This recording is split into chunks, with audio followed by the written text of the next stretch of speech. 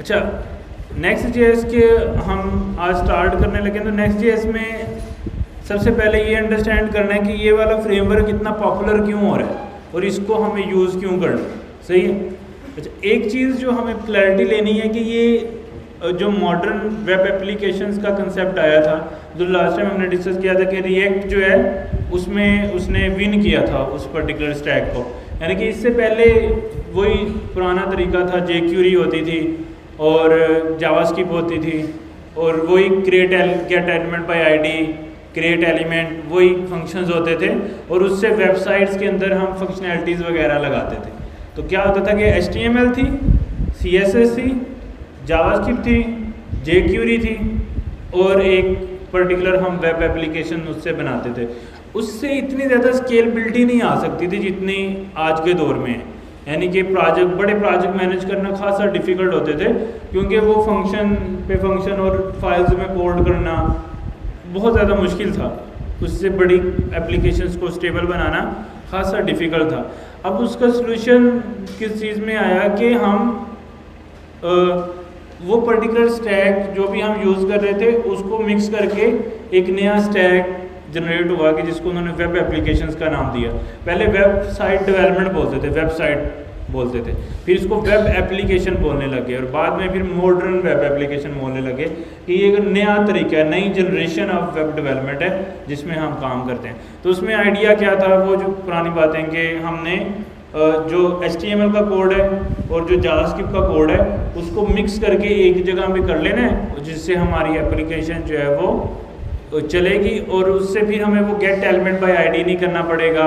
हमें किसी एलिमेंट को गेट करना है तो उस पर जावास्क्रिप्ट अप्लाई करनी है तो हमें वो नेटिव फंक्शंस जो हैं वो इस्तेमाल नहीं करने पड़ेंगे। हम बेसिक जो है वो फंक्शनैलिटी पे फोकस करेंगे, यानी कि जावास्क्रिप्ट लिखेंगे। HTML को कैसे रेंडर करना है वो कंट्रोल हमारे पास यहीं पे आ गए हैं कि जावास्क्रिप्ट के अंदर ही HTML जो कि हम लिख रहे हैं तो उसी में हम चेंजेस कर पा रहे हैं। सही है। अच्छा, फिर मैंने आपको लास्ट टाइम बताया था कि उस वक्त 2013, 14, 15 में दो फ्रेमवर्क आए, रिएक्ट था और एंगुलर था। ये दो बड़े फ्रेमवर्क थे जिनमें कंपटीशन था। सही है। फिर एंगुलर में क्या था कि हर आने वाला नया वर्जन एंगुलर का काफ़ी डिफरेंट था।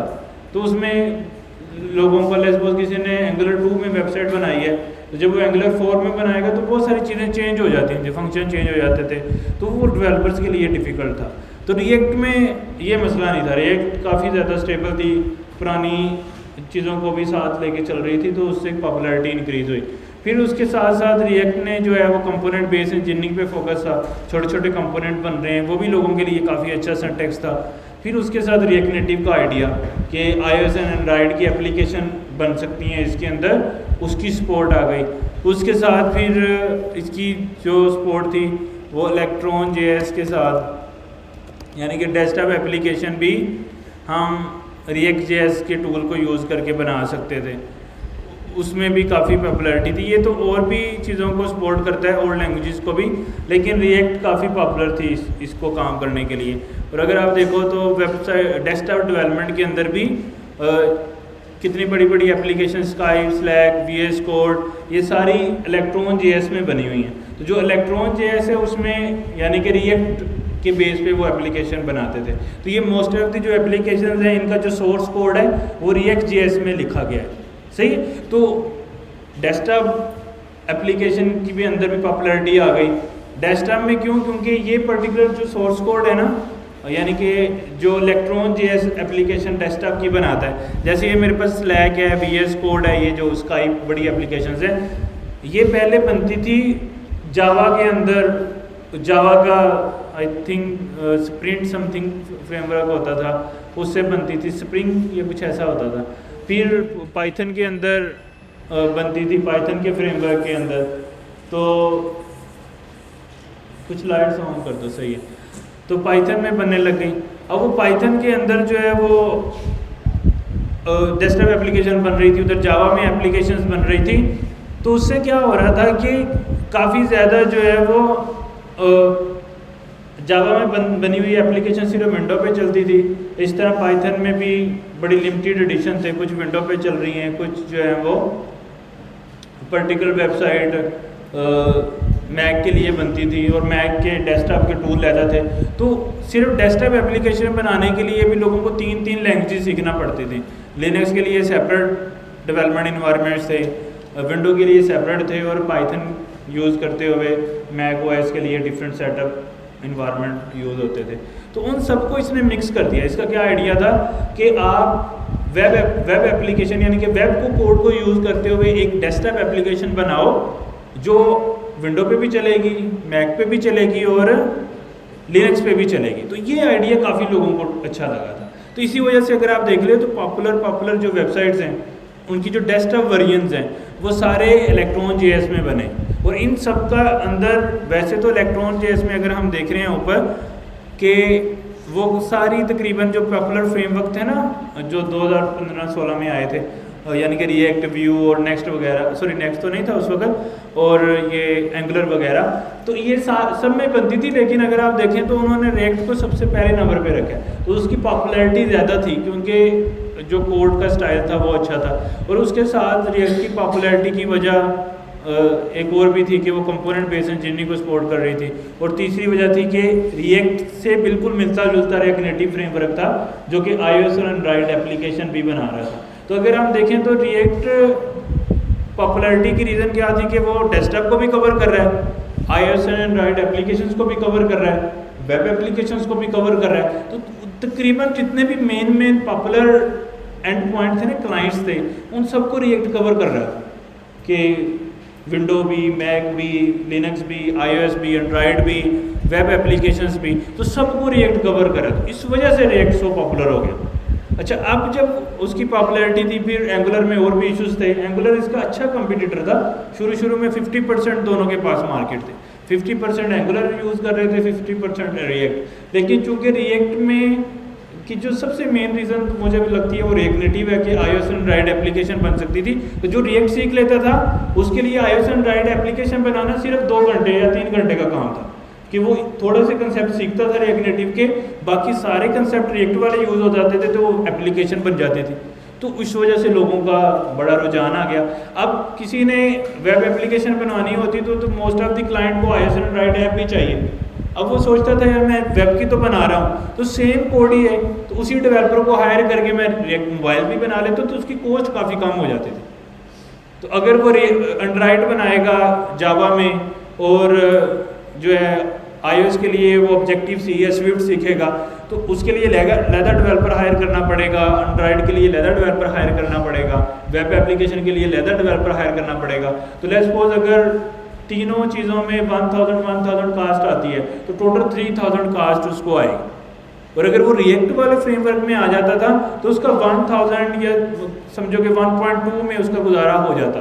क्यों? क्योंकि उसको पता है कि सेम डेवलपर ही वेब भी बना देगा, मुझे iOS भी बना देगा और एंड्रॉयड भी बना देगा, तो लिटिल बिट वेरिएशंस के साथ। तो इस वजह से ये इतना पॉपुलर हो गया फ्रेमवर्क। अब फिर जब 17, 18, 19 फिर वहाँ पे ग्राफ अगर देखें तो एंगुलर का गिरता गया और रिएक्ट का पॉपुलैरिटी बढ़ती गई क्योंकि लोगों के लिए ज़्यादा बेनिफिशियल साबित हुई। डेवलपमेंट में भी अगर देखें तो डेवलपर्स के लिए सीखना बहुत आसान था, दूसरा एक नंबर सीखना आसान था, दूसरा जो है कंपोनेंट बेस्ड इंजीनियरिंग को सपोर्ट कर रहा है, तो यानी कि छोटे छोटे कंपोनेंट बन रहे हैं जो रीयूजेबल हो रहे हैं, उसकी वजह से पॉपुलैरिटी बन गई। और फिर रिएक्ट नेटिव की पॉपुलैरिटी ऐड हो गई और फिर वर्चुअल डोम का इसने कंसेप्ट दिया था, यानी कि इसकी परफॉर्मेंस एंगुलर से थोड़ी बेहतर थी क्योंकि ये वर्चुअल डोम को सपोर्ट करता था। यानी कि एक तरफ अगर हमने लास्ट टाइम देखा था कि अगर कोई कंपोनेंट चेंज करना है हम तो उसने हमें स्टेट जैसा कंसेप्ट दिया था, पढ़ा था ना हमने स्टेट, तो उसमें क्या है कि मैं कुछ चेंज करता हूँ तो वो पर्टिकुलर कंपोनेंट री रेंडर हो जाता है। तो जो वो री रेंडरिंग है ना वो सिर्फ उतने हिस्से की होती है जिसमें चेंज आ रहा है। लेट्स सपोज कोई इनपुट चेंज हो रही है तो वो उतना हिस्से में री रेंडरिंग होती है। तो पहले क्या होता था, जब कुछ चेंज आता था तो वो पूरी वेबसाइट दोबारा चलती थी। लेट्स सपोज अगर कुछ चेंज आ रहा है, अगर आपने वर्डप्रेस जैसी एप्लीकेशंस को यूज़ किया हो तो अक्सर आपको बीच में वाइट स्क्रीन नज़र आती है सम टाइम। और जब कोई चेंज हो रही है, मतलब वर्डप्रेस PHP में आप कुछ एडिट करो या ऐड करो ना तो अच्छा खासा अजीब सा बिहेवियर आपको मिलेगा। मतलब एक दफ़ा एप्लीकेशन रुक जाती है और दोबारा से चलती है, ऐसा फील आता है। वो क्यों होता है? क्योंकि वो सारा पेज बीच में से री रेंडर होता है। यानी कि कुछ भी चेंज करते हैं तो लेट्स सपोज मेरे पास 10 H1 है, मैंने एक H1 चेंज किया तो वो 10 के 10 H1 दोबारा चलेंगे, तो उससे क्या होता है, परफॉर्मेंस लो हो जाती है एप्लीकेशन की। तो फिर रिएक्ट ने वो वर्चुअल डोम का कंसेप्ट दिया था। वो क्या करता था, वर्चुअल डोम का पता है ना, डॉक्यूमेंट ऑब्जेक्ट मॉडल, जो हम जब जावास्क्रिप्ट में थे तो हम document dot gate element by ID करते, तो डॉक्यूमेंट को प्रिंट कराएं तो क्या आता था उसमें, डॉक्यूमेंट को कंसोल करवाएं तो क्या आता था उसमें, सारी HTML आ जाती थी, H1 tag, head tag, body tag, सारा। इसको डोम बोलते हैं, डॉक्यूमेंट ऑब्जेक्ट मॉडल। उसने क्या बोला कि जो एक ओरिजिनल डोम है ना, जो अभी स्क्रीन पे नजर आ रहा है और फिर जिस चीज़ में चेंज हो रहा है उसका एक कॉपी बनाता था और उसको वो वर्चुअल डोम बोलता था कि ये वर्चुअल डोम है, ये ओरिजिनल डोम है। फिर उन दोनों में होता था कंपैरिजन कि कितना हिस्सा दोबारा चेंज हुआ है, और जितना हिस्सा दोबारा चेंज हुआ है उसको वो री-रेंडर कर देता था, दोबारा चलाता था, तो वो सारी एप्लीकेशन री-रेंडर नहीं होती थी, उससे परफॉर्मेंस काफ़ी अच्छी हो जाती। सही, तो इसकी वजह से भी रिएक्ट की पॉपुलैरिटी जो है वो काफ़ी बढ़ी। तो ये कुछ मेजर फैक्टर्स है। डेफिनेटली फिर कम्युनिटी भी थी, फिर फेसबुक बैकबोन कर रहा था, फेसबुक बहुत बड़ी कंपनी थी, अभी अगर देखें तो यूनिकॉर्न में टॉप पे जा रही है, 2-3 कंपनीज के अंदर फेसबुक का नाम है। तो फेसबुक बैकबोन कर रहा है, इंजीनियर्स उसको पसंद कर रहे हैं क्योंकि उसके लिखने का स्टाइल बहुत अच्छा है, डेवलपर्स को हेल्प हो रही है क्योंकि कोडिंग स्टाइल अच्छा है और कोड रीयूजेबिलिटी बढ़ रही है, कोड को बार बार नहीं करना पड़ता, कंपोनेंट्स बना के जैसे हेडर का कंपोनेंट बनाया तो 10 टाइम यूज़ कर लिया, डेवलपर के लिए फ़ायदा मिल गया, पीछे कम्युनिटी अच्छी फेसबुक की, और क्लाइंट्स को फ़ायदा मिल गया। डेवलपर को फ़ायदा हुआ, कोड अच्छा है, क्लाइंट को क्या फ़ायदा हुआ कि एक ही code write once use anywhere, यानी कि एक दफ़ा लिखो और सब जगह यूज़ करो, तो क्लाइंट को फ़ायदा मिल रहा है कि कॉस्ट कम हो रही है। तो ये सारे फ़ायदे मिला के रिएक्ट की पॉपुलैरिटी को बहुत ज़्यादा ऊपर ले गए और वो टॉप फ्रेमवर्क बन गया। अब 2022 या 23 में अगर हम देखें तो रिएक्ट इज़ द गुरु इन इस फील्ड के, जहाँ पे एंगुलर है, व्यू है, अब इनको उसने, इनके साथ अब कोई कंपटीशन नहीं रहा रिएक्ट, तो सब कुछ रिएक्ट पे चलता है। उसकी रीज़न क्या है, मैंने पॉपुलैरिटी बता दी। अब चूंकि रिएक्ट इतना पॉपुलर हो चुका था तो फिर क्या हुआ कि लोगों ने देखा कि अब एंगुलर में मजीद रिसर्च करने का फ़ायदा नहीं है क्योंकि वो तो लॉस कर गया है ऑलरेडी, क्योंकि रिएक्ट विन कर गया, और व्यू भी इसका कंपटीटर था, वो भी लॉस कर गया क्योंकि उसमें भी कोई खास डेवलपमेंट नहीं हुई। अब चूंकि रिएक्ट में सारी डेवलपमेंट हुई थी तो लोगों ने क्या किया, रिएक्ट को बेस बना के रिएक्ट के ऊपर मजीद रिसर्च करना शुरू कर दी कि अब रिएक्ट को मजीद हम कैसे अच्छा करें, कि रिएक्ट के जो मेजर फ्लाज है वो कैसे अच्छे करें। अच्छा, उसमें एक आ गया फ्रेमवर्क नेक्स्ट.जेएस, एक फ्रेमवर्क आ गया गैस भाई,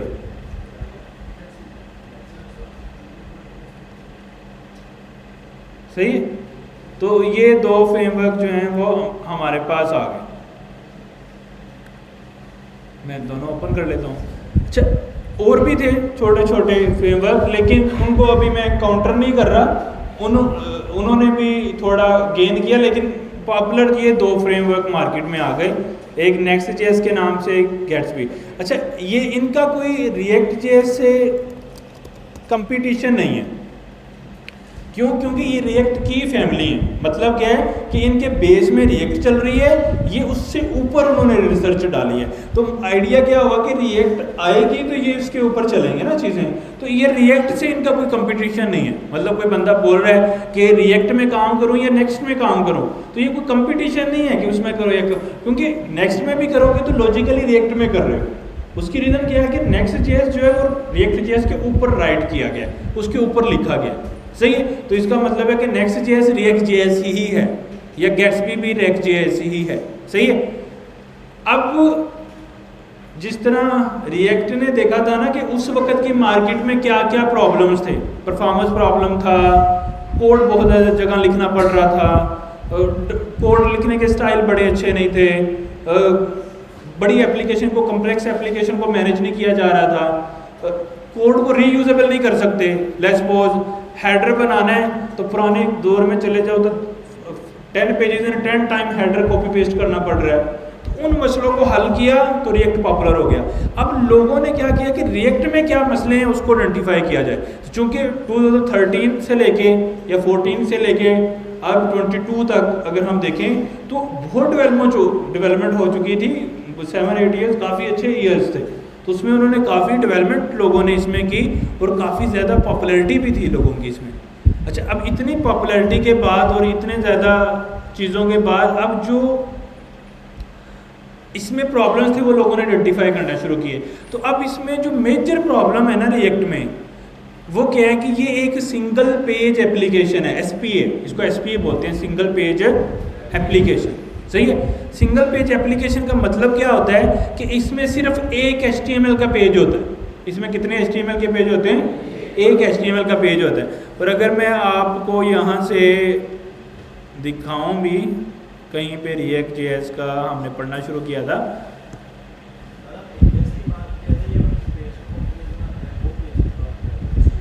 HTML की, यानी कि वो जो हम कंपोनेंट बना रहे हैं ना वो भी जावास्क्रिप्ट है, वो HTML के पेजेस नहीं है। तो HTML का एक ही पेज होता है और वो है index.html, वो पब्लिक में पड़ा होता है, यानी कि इसके अलावा .html फाइल रिएक्ट के कोड में नहीं होती।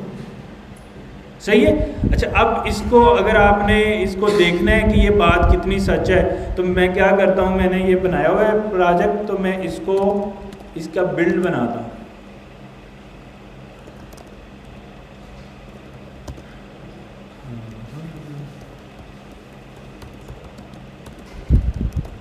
पैकेज इंस्टॉल कर लेंगे, बिल्ड बनेगा तो आप देखेंगे कि जो एप्लीकेशन React.js से बनती है उसमें सिर्फ एक ही पर्टिकुलर जो है वो HTML है।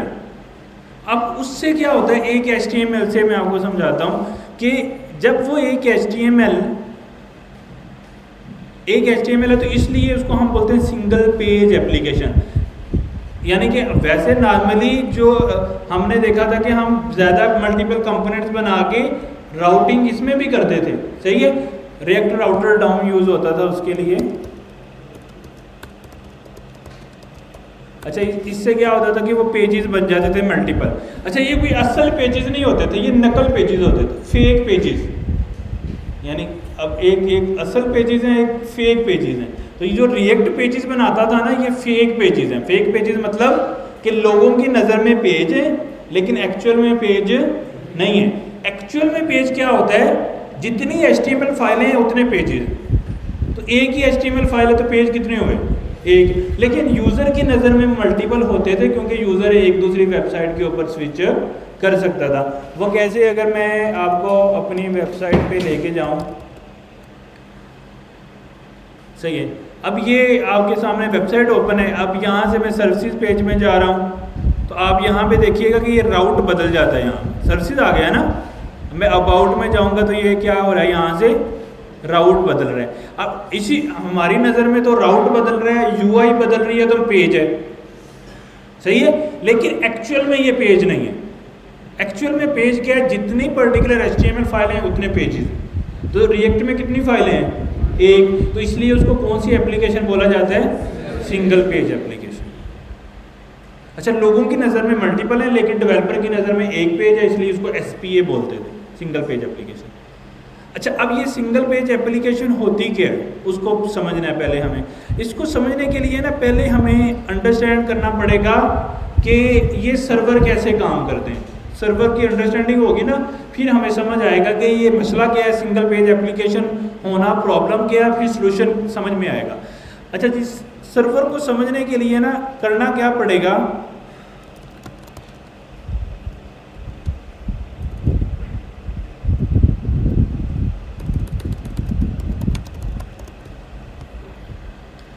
ये पिक्चर देखनी पड़ेगी। नज़र आ रहा है? अच्छा, ये जो मशीन है ना, मशीन, ये जो इतनी ज़्यादा वायर्स आपको नज़र आ रही हैं और इतने बड़े सिस्टम नज़र आ रहे हैं, इस पर्टिकुलर हार्डवेयर को हम एक सर्वर बोलते हैं। अच्छा, वो सर्वर की डेफिनेशन अभी हम समझ लेते हैं कि ये सर्वर होता क्या है, इसको सर्वर क्यों बोलते हैं। ये जो हमारा ये मेरे पास एक लैपटॉप है, अभी आपको नज़र आ रहा है ये लैपटॉप, ये एक पर्सनल यूज़ के लिए एक बंदे के लिए बना है। वो क्यों? वो इसलिए कि इसके ऊपर कीबोर्ड है और मैं इस पे इंस्ट्रक्शंस दे सकता हूँ थ्रू कीबोर्ड। तो क्या दो बंदे एट द सेम टाइम इसको इंस्ट्रक्शंस दे सकते हैं? नहीं। मैं भी कीबोर्ड प्रेस कर रहा हूँ, वो भी कर रहा है, कि ऐसा हो सकता है? नहीं। और इसके अंदर जो हार्डवेयर यूज़ हुआ है वो भी लिमिटेड है। लिमिटेड क्या है कि मतलब 8 GB रैम है, 16 GB रैम है, 512 GB SSD है, या NVMe है, या उसमें फलां जो है M2 प्रोसेसर है, और इस तरह की छोटे छोटे यानी कि इसकी लिमिटेड फीचर्स हैं। सही है। अब जो एप्लीकेशन हम बना रहे हैं, यानी कि जो HTML फाइल आपने बनाई होगी, फिग्मा से HTML की है ना काफ़ी, आपने एक वेब पेज बना लिया। लेट्स सपोज किसी की शूज़ की शॉप थी, उसने ऑनलाइन शूज़ सेल करने हैं तो एक वेबसाइट बन गई। अच्छा, वो जो वेबसाइट आपने बनाई है एज अ डेवलपर, वो कहाँ पे पड़ी है? आपके लैपटॉप में। और क्या आपके लैपटॉप में दूसरे बंदे उसको देख सकते हैं, एक्सेस कर सकते हैं? कर सकते हैं एक्सेस? नहीं कर सकते, क्योंकि वो जिस लैपटॉप में पड़ी है वो लैपटॉप है पर्सनल यूज़ के लिए, और पर्सनल यूज़ पे होने की वजह से उसके ऊपर है कीबोर्ड, और उसको एक बंदा कम्युनिकेट कर सकता है। लेकिन जो हमने वेबसाइट बनाई है, यानी कि जो शूज़ सेल करने हैं वेबसाइट बनाई है, वो वेबसाइट क्यों बनाई है? वो इसलिए बनाई है कि जो बाकी दुनिया में या फैसलाबाद में या दुनिया में जितने भी सिटीज़ हैं या कंट्रीज़ हैं, वो उस पर्टिकुलर वेबसाइट पे आके चीज़ों को परचेज और सेल कर सकें। इसलिए वेबसाइट बनाते हैं ना। मतलब देखो ना, जब आप कोड कर रहे हो, कोई वेबसाइट बना रहे हो, क्यों बना रहे हो? बनाने की रीज़न क्या है? बनाने की रीज़न सिंपल है कि मैं चाहता हूं कि दूसरे जो मेरे लोग हैं उन तक मेरा आइडिया पहुंचे, जो मैं इन्फॉर्मेशन उनको देना चाह रहा हूं, और वो फिर उस पर्टिकुलर वेबसाइट पे आगे कुछ परचेज करें, सेल करें, या वट जो भी आपने उनसे, जो भी आपका आइडिया है। जैसे लाइक शूज़ की वेबसाइट है तो आपका आइडिया कि शूज़ कोई वहाँ से परचेज करे। सही। जिस लाइक दराज है तो दराज किसी डेवलपर ने बनाई होगी, और जो जिस डेवलपर ने बनाई है, या अमेज़ोन किसी डेवलपर ने बनाई है, वो अमेज़ोन की ऐप जिसने बनाई है उसने अपने लैपटॉप या कंप्यूटर में बनाई है, और उस लैपटॉप में तो सिर्फ एक ही यूज़र देख सकता है। तो अगर वो अमेज़ोन सिर्फ उस लैपटॉप में पड़ी रहे तो वो अमेज़ोन ना आज होती ना, वो अमेज़ोन या दराज क्यों है? क्योंकि बहुत सारी दुनिया उसको यूज़ करती है। सही है।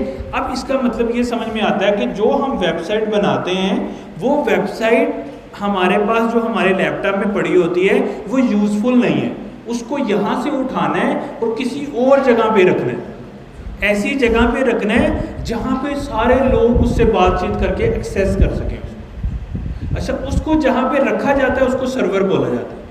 उसको सर्वर क्यों बोला जाता है? क्योंकि वो उस सर्वर एक ऐसे कंप्यूटर को बोला जाता है जिसके अंदर बहुत ज़्यादा प्रोसेसिंग पावर है। देखो, ये एक बंदे के लिए बनाई है तो एक बंदे को कितनी मेमोरी चाहिए? 16 GB मेरे यूज़ के लिए, या 4 GB 8 GB। और अगर 100 बंदों ने चाहिए तो कितनी मेमोरी चाहिए? डेफिनेटली मेमोरी ज़्यादा चाहिए। अगर 100,000 यूज़र ने चलानी है या 1 मिलियन यूज़र ने चलानी है तो स्टोरेज कितनी चाहिए? डेफिनेटली ज़्यादा चाहिए। CPU कितना चाहिए? ज़्यादा पावरफुल चाहिए। तो उन्होंने क्या किया कि ये एक लैपटॉप की तरह का सिस्टम बनाया, लेकिन इसके रिसोर्सेज काफ़ी ज़्यादा इंक्रीज़ कर दिए। क्यों? क्योंकि हम जो वेबसाइट बना रहे हैं वो अपने लैपटॉप में बना रहे हैं, अकेले बंदे में वो बन गई। अब उसको इस्तेमाल करने के लिए किसी ऐसी मशीन में डालना पड़ेगा जो मशीन एक से ज़्यादा बंदे इस्तेमाल कर सकें। सही है। अच्छा, उस पर्टिकुलर मशीन को हम सर्वर बोलते हैं। तो सर्वर एक ऐसा कंप्यूटर है जिसके अंदर हैवी प्रोसेसिंग पावर है, CPU बहुत ज़्यादा है, GPU बहुत ज़्यादा है, और रैम काफ़ी ज़्यादा है, स्टोरेज काफ़ी ज़्यादा है, SSD NVMe काफ़ी ज़्यादा उसके फीचर्स हैं। नॉर्मली एक लैपटॉप से काफ़ी बड़ा पर्टिकुलर सिस्टम होता है जिसको हम सर्वर बोलते हैं। सही है। अच्छा, उसमें जब रखते हैं एप्लीकेशन तो क्या होता है, फिर हम बाकी यूज़र्स को कहते हैं कि मेरी वेबसाइट जो है ना वो फलां कंप्यूटर के अंदर पड़ी है, तुम इसको यूज़ कर सकते हो। जिस तरह अभी मैं अपनी वेबसाइट को यूज़ कर रहा हूँ। अब ये इसका कोड मैं कोई डेवलप तो नहीं कर रहा, मेरे लैपटॉप में तो नहीं पड़ा, मैंने बिल्कुल ब्राउज़र में जाकर techstar.com लिखा। तो ये कोड कहाँ से आया? ये कोड जहाँ से आया है उसको हम सर्वर बोलते हैं। सही है। तो इसका मतलब जब डेवलपर कोड डेवलप कर लेता है, इस कोड को उठा के हम कहाँ पे रख देते हैं? सर्वर में रख देते हैं। सही है। अच्छा, अब क्या लैपटॉप हमें फ्री मिलते हैं? पैसे देने पड़ते हैं ना। मतलब जितने अच्छा लैपटॉप चाहिए उतने ज़्यादा पैसे लगेंगे। तो अगर हमें लैपटॉप के लिए एक बंदे के यूज़ वाला जो सिस्टम है उसके लिए भी पेमेंट लगा के लेना पड़ता है, तो जो सर्वर है जो कि इतनी ज़्यादा प्रोसेसिंग पावर रखता है, क्या वो हमें फ्री मिलता है? नहीं। इसका मतलब वो भी क्या करते हैं, वो भी हमें परचेज करना पड़ेगा, पैसों से आता है, ऐसे नहीं होता। सही हो गया। अब ये पता लग गया कि हमें अब वो सर्वर के अंदर इतनी कैपेबिलिटी है कि उसमें जो हम वेबसाइट रखते हैं ना, वो मल्टीपल लोग उसको एक्सेस कर सकते हैं। अच्छा, वो एक्सेस कैसे करते हैं? उसके ना डिफरेंट फ्रंट एंड की क्लाइंट्स हैं। मतलब क्या कि आप देखो वॉचेस भी वो हो सकती हैं, वो मोबाइल फ़ोन्स हो सकते हैं, वो लैपटॉप्स हो सकते हैं, जो लोगों के पास चीज़ें हैं उनकी मदद से वो उस सर्वर को इस्तेमाल कर सकते हैं। यानी देखो ना, अब मैं इस लैपटॉप को कैसे इस्तेमाल कर पा रहा हूँ, कीबोर्ड से, की ट्रैक पैड से। अब ये जो सर्वर है, ये सर्वर तो मेरे पास दूर पड़ा है, अब मैं इसको कोई माउस लगा के तो नहीं यूज़ करूँगा। मतलब मैंने टेक्नोसेट की वेबसाइट खोलनी है, मैं कीबोर्ड थोड़ी लगा के उसको यूज़ करूँगा। तो वो उन्होंने उसको ऐसे डिज़ाइन किया है कि जो यूज़र के पास उसकी चीज़ें हैं ना, वो उसके थ्रू उस सर्वर से चीज़ें बात कर सकते हैं और उसको यूज़ कर सकते हैं। यानी कि मैं अपने लैपटॉप से बैठ के अपना कीबोर्ड, अपनी चीज़ें यूज़ करके उस पर्टिकुलर सर्वर से बात कर सकता हूँ। सही हो गया? अच्छा ठीक है। अब जिस तरह लैपटॉप परचेज होता है, सर्वर भी परचेज होता है। अब जब वो सर्वर परचेज हो गया, अब इसका मतलब है कि जब मुझे अपनी वेबसाइट बना ली, अब उस वेबसाइट को करना है ऑनलाइन। ऑनलाइन क्यों करना है? ताकि बहुत सारी दुनिया उस पर्टिकुलर वेबसाइट को यूज़ कर सके। तो हमें मेरा लैपटॉप उस काम के लिए काफ़ी कैपेबल नहीं है, हमें एक बड़ी मशीन चाहिए थी। तो बड़ी मशीन के लिए मैंने क्या किया, सर्वर परचेज कर लिया। अगर आप देखो सैलानी में, आपने अंदर देखा हो तो वो सर्वर उनके पास पड़ा है, वो रैक पड़ा है ना, उस रैक के अंदर सर्वर है। आप ऐसे समझो, अब वो एक हैवी मशीन है। जिस तरह ये लैपटॉप एक छोटी मशीन है, वो बड़ी मशीन है, उसमें चीज़ें। अब हमने समझो कोड उठा के उस पर्टिकुलर सर्वर में रख दिया। सही हो गया? इतनी बात समझ आ गई? अब आप ये देखो कि अब मैंने बनाई अपनी वेबसाइट, अब मैंने उसको लोगों को यूज़ करने के कैपेबल बनाना है, तो मुझे क्या चाहिए? सर्वर। अब मुझे रेक सिटी से या कहीं से वो सर्वर परचेज करना पड़ेगा। अब वो देखो, एक लैपटॉप की कितनी कॉस्ट है, तो एक सर्वर की कितनी कॉस्ट होगी? बहुत ज़्यादा। अब किसी की शूज़ की दुकान थी, उसने उसकी वेबसाइट बना ली। अब वो डेवलपर उसे कहता है मैंने बना तो अपने लैपटॉप में दी है, अब इसको चलाने के लिए तो चाहिए सर्वर। तुम क्या करो, बड़ा सारा 20 लाख का सर्वर ले लो। मतलब वो कहेगा भाई इतने पैसे तो मैं पूरी दुकान में नहीं मेरे पास है, मैं इतना बड़ा सर्वर कैसे ले लूँ? तो इसका मतलब ये हुआ कि सर्वर में रखना मजबूरी है, लेकिन सर्वर हर यूज़र नहीं रख सकता अपने पास। क्यों? क्या कौन कौन से मसले हैं भाई? सर्वर को तो एसी भी चाहिए होता है। अभी तो अपने आप को एसी के कैपेबल नहीं हुए हम, तो सर्वर के लिए मतलब आप बंदा वो गर्मी में मर रहा है बाहर, सर्वर एसी में एंजॉय कर रहा है। मतलब ऐसे लोग नहीं है ना, अभी हमारे पास पैसे नहीं है इतने, तो सर्वर को एसी चाहिए। सर्वर को जो है वो उसको सेटअप करने के लिए वो डेवलपर कहेगा मैंने बना तो दी है वेबसाइट, भाई ये जो सर्वर आप लेके आए हो इसमें सर्वर ओएस कैसे करना है, इसको लोगों ने कनेक्ट कैसे करना है, ये चीज़ें मुझे नहीं आती। इसके लिए एक और नेटवर्क इंजीनियर होता है, उसको हायर कर लो। अब वो उसके पंखों में पड़ जाएगा, उसको हायर करेगा ये वो। नेटवर्क इंजीनियर चाहिए, एसी चाहिए, 20-30 लाख की इन्वेस्टमेंट चाहिए। फिर वो जाके ना सर्वर लग जाएगा एक उसके कमरे में, एक कमरा भी गया उसका, एसी भी गया, आप वो घर से बाहर हो गया और सारी चीज़ें भी, और उसकी वेबसाइट जो है ना उसके अंदर रख दी गई और लोग उसको यूज़ कर रहे हैं। सही है ये? हाँ। अब क्या हुआ कि ठीक है इतना काम ना उसने 20 लाख का ले लिया सर्वर, एसी भी लगा लिया, नेटवर्क इंजीनियर से नेटवर्क भी सेटअप कर लिया, उसमें जो डेवलपर ने अपने लैपटॉप में कोड किया था ना उठा के उसमें रख दिया। अब लोगों को बता दिया कि मेरा सर्वर जो है ना फलां एड्रेस पे चल रहा है। अच्छा इसकी भी स्टोरी हम साथ ही कवर कर लेते हैं कि ये एड्रेस का क्या मतलब होता है। आपको पता है कि दुनिया में जितनी डिवाइसेस है ना, हर डिवाइसेस की एक शनाख्त है। जैसे हम सब लोगों की कोई ना कोई आइडेंटिटी है, तो सबसे यूनिक आइडेंटिटी क्या है? CNIC। कि मैं पाकिस्तान में हूँ तो मेरा एक CNIC है जिसकी मदद से मुझे पाकिस्तान में कोई भी बंदा फाइंड कर सकता है। ऐसे हो सकता है ना, कोई भी बंदा मुझे यहाँ से उठा सकता है, फाइंड कर सकता है, सही है। वैसे तो CNIC की ज़रूरत नहीं पड़ती, वैसे ही उठा लेते हैं जिनको चाहिए होते हैं, लेकिन लॉजिकली आप समझो कि CNIC की ज़रूरत पड़ती है, जिसकी वजह से आप बंदे को फाइंड करते हो, उठा लेते हो। अच्छा, अब CNIC हो गया, उससे आपको पता लग गया कि ये बंदा यहाँ से है, सही है। अब मैं एक लैपटॉप यूज़ कर रहा हूँ और ये एक लैपटॉप दुनिया के बहुत सारे लैपटॉप से कनेक्टेड है, सही है। अच्छा, ये शनाख्त क्यों रखी गई? क्योंकि ये इंसान है ना, इंसान बड़ी गलतियां करता है और जानबूझ के करता है हमें ना, इसमें आप कह लो कि एक्स्ट्रा एफिशिएंसी है कि कुछ ना कुछ ख़राब करने के लिए बहुत सोचता है। अगर हमारी कोई शनाख्त ना होती ना, हम किसी को थप्पड़ मार रहे हैं, किसी को रास्ते में हमें गालियाँ दे रहे हैं, मतलब अगर कोई भी शनाख्त ना होती तो, क्योंकि अगले को तो पता ही नहीं है ये कौन है और इसको पकड़ना कैसे है, इसका तो कोई नाम पता ही कोई नहीं है, तो हम तो कुछ भी किसी को भी गालियाँ शालियाँ दे के निकल जाएं। तो उन्होंने क्या किया, शनाख्त रख दी। अब क्या किया, अब तुम पंगा करोगे मेरे साथ यहाँ पे, अब मुझे पता लग गया ये फलां बंदा है, अब इसका CNIC भी है, इसके घर का भी पता लग गया, सारा बंदा ठक दे से इसको उठा देंगे कि भाई ये पंगा कर रहा है क्रिएट, इसको पकड़ो, सही है।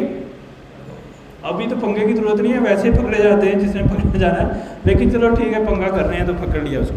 अब मसला ये है कि किसी के पास कंप्यूटर है, अब वो डिजिटल दुनिया में आ गया, अब ये डिजिटल दुनिया में आके पंगा कर रहा है। अब इसकी अगर कोई शनाख्त ना हो तो ये तो दुनिया में रोला डाल दे, मतलब कुछ भी कर ले ना, बैंक में से पैसे चोरी कर ले, वो पता ही नहीं लग रहा कि किसने चोरी की है। तो इसका मतलब है जिस तरह मेरी शनाख्त है, इस तरह कंप्यूटर की भी एक शनाख्त होगी। अच्छा, अब आप तो सोच रहे होंगे कि इसकी शनाख्त हमने कभी करवाई नहीं है। जिस तरह मुझे हम अपनी रजिस्ट्रेशन कराते हैं, CNIC के लिए अपना डाटा देते हैं, वो CNIC बनाते हैं, तो कंप्यूटर जब लेते हैं कोई शनाख्त कराते हैं इसकी? नहीं कराते। तो ये कैसी होती है शनाख्त? हमारा कंप्यूटर दुनिया के साथ कनेक्ट होता है, उस पर्टिकुलर सोर्स को कहते हैं इंटरनेट। क्या बोलते हैं? इंटरनेट। कि हमारा जब कंप्यूटर लेते हैं तो हम जब दुनिया के साथ कनेक्ट होते हैं तो वो हम इंटरनेट यूज़ करते हैं। तो दुनिया के साथ कनेक्ट कैसे होते हैं? हम वाईफाई के थ्रू या वायर के थ्रू सारी दुनिया के लैपटॉप कंप्यूटर आपस में कनेक्ट हो जाते हैं। तो इंटरनेट का मीनिंग क्या है कि कनेक्शन बिटवीन मल्टीपल डिवाइसेस, उसको इंटरनेट बोलते हैं ना, कि एक दूसरे के साथ जुड़ गई, इंटरनेट बन गया। अब उस इंटरनेट पे कौन सी डिवाइस किसकी है ये कैसे पता लगेगा? उसके लिए उन्होंने एक पर्टिकुलर शनाख्त जारी की, उसको हम IP बोलते हैं। उसको क्या बोलते हैं? IP। अब वो IP क्या होता है? हर डिवाइस का एक यूनिक IP होता है। हर इंटरनेट के साथ कनेक्ट होने वाली डिवाइस का एक यूनिक IP होता है। इसका मतलब है कि मैं यहाँ पे अगर कनेक्टेड हूँ तो मेरा एक IP है, वो IP दुनिया में यूनिक IP है, वो कभी भी पर्टिकुलर IP चेंज नहीं हो सकता। अब अगर मैं कोई यहाँ पे गड़बड़ पैदा करूँगा तो क्या होगा कि मेरा IP रिकॉर्ड हो जाएगा, भाई ये जो गड़बड़ की है ये इस बंदे ने की। अब वो IP से अब वो IP की इंफॉर्मेशन सेव हो गई। अब उस IP की इंफॉर्मेशन से ये भी पता लग गया कि ये पर्टिकुलर डिवाइस यूज़ हुई, इसे ये भी पता लग गया ये कौन से सिटी में है, यानी कि इससे हर चीज़ पता लग जाती है उस पर्टिकुलर IP से, सही है। अब इसका मतलब क्या है कि अगर आपने दुनिया में किसी भी कंप्यूटर से कनेक्ट होना है तो उस कंप्यूटर का भी कोई ना कोई एड्रेस है जिसको IP एड्रेस बोलते हैं। एड्रेस मतलब पता, मतलब आपने यहाँ से बैठ के US के किसी कंप्यूटर से कनेक्ट होना है तो मुझे उसका क्या चाहिए? IP चाहिए, कि फिर मैं उससे कनेक्ट हो सकता हूँ, फिर मेरा एक एड्रेस बन जाता है, सही है। अच्छा, वो एड्रेस कैसा होता है? आप सोच लो 192 ऐसा कोई एड्रेस होता है, 192.168.10.0 ऐसा एक एड्रेस होता है। ये एक पॉइंट कर रहा है कि ये किसी पर्टिकुलर मशीन के साथ कनेक्टेड है, सही है। अच्छा, अब इसका मतलब कि कंप्यूटर, हर कंप्यूटर की, इसका मतलब अगर आपकी छोटी वॉच भी है ना, अगर वो इंटरनेट से कनेक्टेड है तो उसका भी क्या होगा? IP। अगर आपके पास लैपटॉप है तो उसका भी क्या होगा? अगर आप मोबाइल यूज़ कर रहे हैं तो उसका भी क्या होगा? आपके पास कंप्यूटर है तो उसका भी क्या होगा? IP। तो यानी कि जिस तरह हमारे CNICs होते हैं तो कंप्यूटर की शनाख्त कैसे होती है? IP से होती है। आप गलत ट्वीट करते हो तो वीगो डाला आ जाता है ना, कैसे? आईपी से। तो उसको पता लग जाता है, तो वो उठा के ले जाता है उसको रीज़न ये है क्योंकि आईपी रिकॉर्ड हो जाता है ना। जब आईपी रिकॉर्ड हो गया तो गड़बड़ हो जाएगी। वैसे तो हमारे पास और ट्रिक्स भी हैं, लेकिन अभी के लिए आप ये समझो कि आईपी होता है, उससे सब कुछ पता लग जाता है। सही है।